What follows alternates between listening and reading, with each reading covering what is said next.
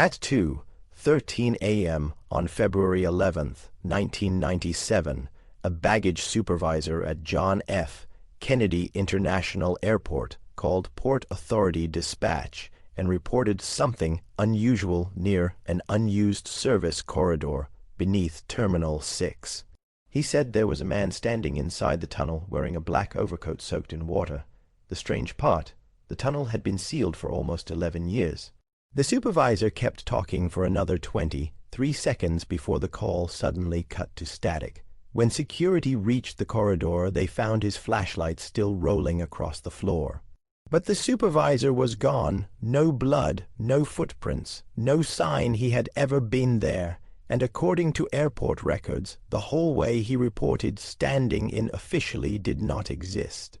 What investigators uncovered beneath JFK Airport would later connect organized crime, missing cargo manifests, federal surveillance operations, and 3 unsolved murders stretching from Cedarhurst to Lawrence to Inwood. But almost nobody talks about it now, because the people who did either disappeared or stopped talking completely. For decades, people living in the 5 towns whispered about the airport men. Black sedans parked outside diners at 3 a.m., men in leather gloves holding meetings behind closed social clubs, cargo containers arriving late at night with armed escorts. Officially, JFK was simply one of the busiest airports in America. Unofficially, many believed parts of it operated like a shadow city, especially in the 20th century and 80s. Back then, organized crime families reportedly controlled enormous portions of cargo movement throughout New York airports. Missing shipments became common, jewelry vanished, electronics disappeared, drugs flowed through terminals faster than police could track them. But according to retired locals from the 5 towns, there were rumors about something else moving through JFK, something federal, something hidden, and it all seemed to center around Terminal 6. The terminal itself already carried an eerie history. Long before it was demolished, employees claimed entire sections beneath the building were inaccessible to ordinary workers.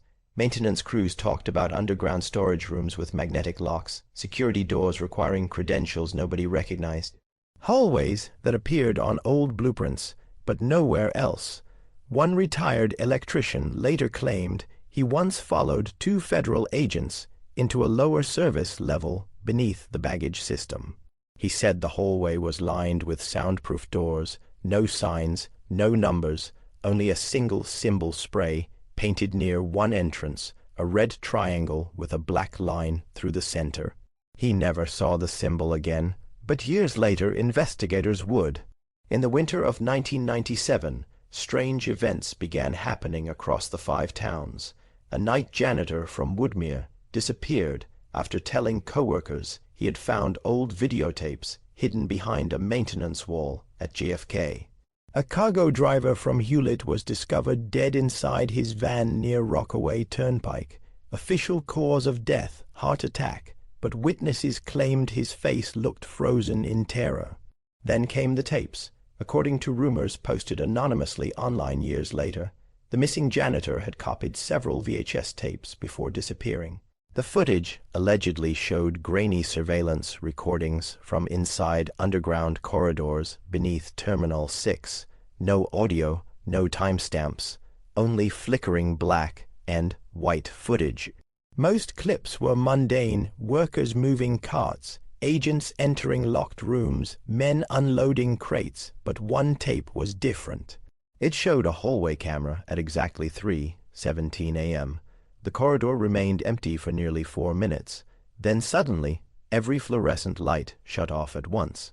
When the lights returned 8 seconds later, a man was standing directly in front of the camera, motionless, face obscured, water dripping from his coat.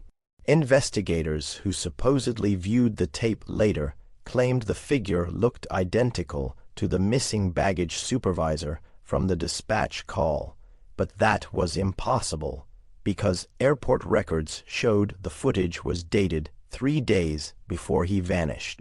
The deeper people dug, the stranger the story became.